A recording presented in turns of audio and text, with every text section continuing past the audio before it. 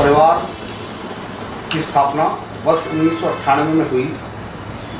इसके बाद इसका प्रथम अंक 2001 में संपादित किया गया, जिसमें प्रथम संपादक के तौर पर मेरा आरंभ हुआ कार्यकाल।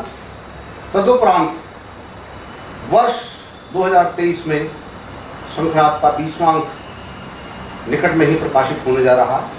ये भगवान परशुराम जयंती के शुभ अवसर पर सभी ब्राह्मण परिवारों के हाथ में होगा जो आजीवन सदस्य हैं।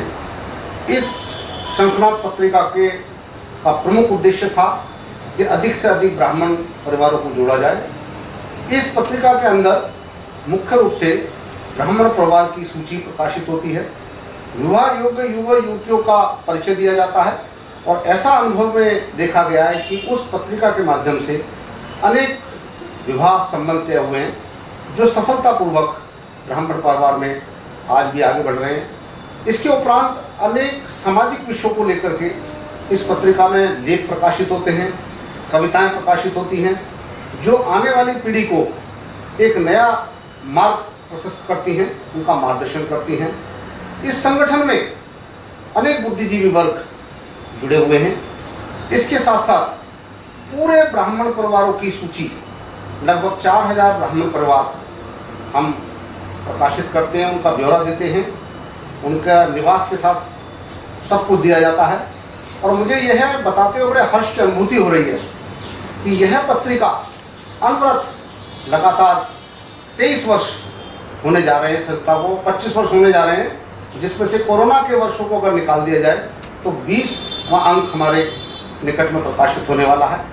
इस पत्रिका के माध्यम से हम आजीवन सदस्य भी बनाते हैं और जहाँ तक अभी लेखों का प्रश्न है तो हमने गत 2 वर्षों से एक श्रृंखला आरंभ की है, जिसके अंतर्गत हम ब्राह्मण विभूतियाँ जिन्होंने देश के उत्थान में, सामाजिक क्षेत्र में, वैज्ञानिक क्षेत्र में अपना अद्भुत योगदान प्रदान किया है, वो योगदान का हम विशेषांक निकाल रहे हैं।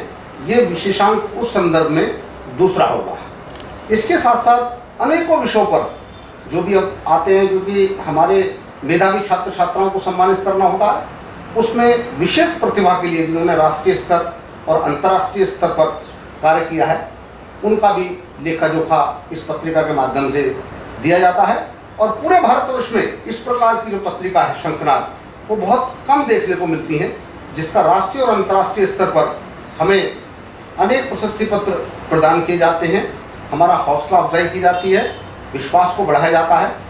मैं संपादक मंडल में एक बात और जोड़ना चाहूँगा कि हमारे सुभाष भट्ट जी ने इस पत्रिका के अंदर अपना एक बहुत महत्वपूर्ण योगदान दिया और आरंभ में भी चेतन चतुर्वेदी जी थे हमारे साथ, त्रिवेदी जी थे, अनेक संपादक मंडल के सदस्य थे जिन्होंने अनवरत इस यात्रा को जारी रखा है और निकट भविष्य में भी ये यात्रा को जारी रखेंगे शंखनाद के माध्यम से।